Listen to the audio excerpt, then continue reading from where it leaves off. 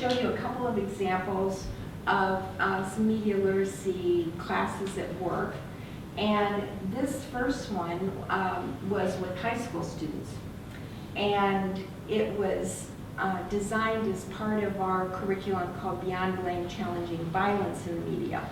And the whole purpose of that curriculum was to look at violent media and deconstruct it, see what the purpose of it was. And I'll tell you in advance that one of the biggest issues that we found when we worked with young people around this issue was that they were so desensitized to violent media that they literally could not identify an incident of violence. So we had to start by discussing what is violence, okay? And that's what this clip explores.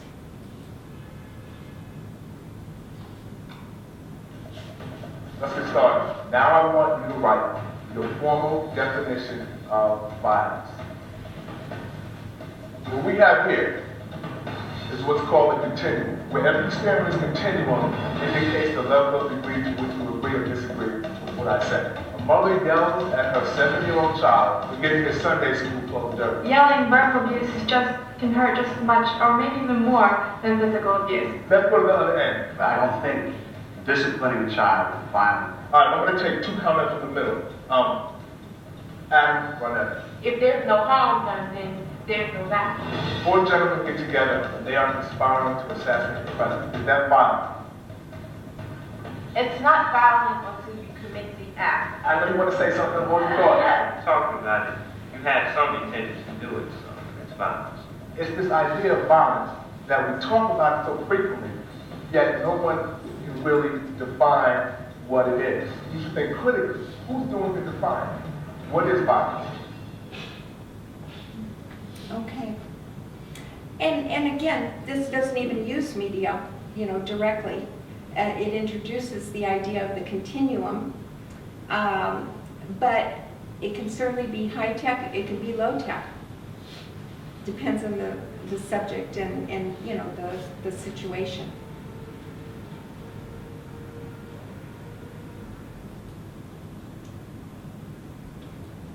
And then I thought we could go to another age group, kindergartners. So we say that media literacy really needs to start at birth because, hey, kids are in the car with the radio, they're in a room with television on. They are the best users of iPhones that I've ever seen. And so I'm sure any of you who are around really young children get a chance to see that. So this is animation that was produced by kindergartners, again, as part of a violence prevention effort.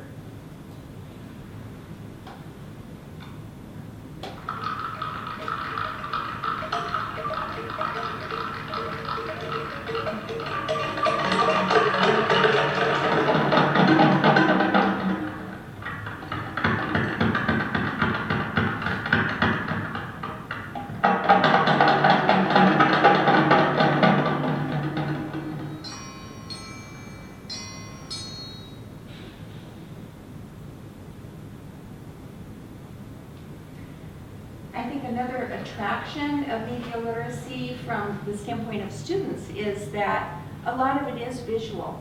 And so many of the children in this class were English language learners, and again, because of deconstructing visual images, it's pretty readily accessible. And we were part of an English language development class at this particular school, and so we were really looking at meeting education standards for English language development, language arts, and the arts. And that's how we were able to deliver this particular project, was by addressing those standards.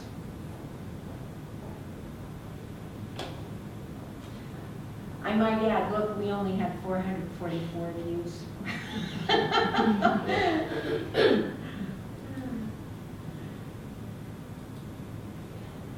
Okay, the last thing I wanted to share with you is just an evaluation that we've conducted here in LA, LA County. We had 21 middle schools, 32 teachers, a couple of thousand students, And the study was funded by the Centers for Disease Control and conducted by UCLA Southern California Injury Prevention Research Center. Again, as we talked about, we all know with the health field in particular that measurement is really essential. You know, we have to be able to justify the resources that we're looking at. And so, so we did go through that process. The violence prevention results were kind of twofold. One was that we looked at the framework itself, and then we also looked at the curriculum and implementing the curriculum.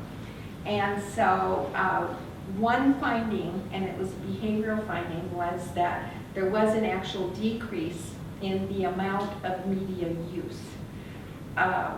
Current statistics show that kids are using media over 8 hours a day, easily. And so after participating with the curriculum, these students were using media less than 8 hours a day, which was a pretty significant change. There's also another relationship to health with that, because some research shows that the more sedentary students are using media, then the obesity rates are likely to be higher. And so we really do want to look at that screen time and how much time children are spending in front of a screen and help them realize that they have other options. Secondly, there was a positive effect on knowledge, attitudes, and behaviors.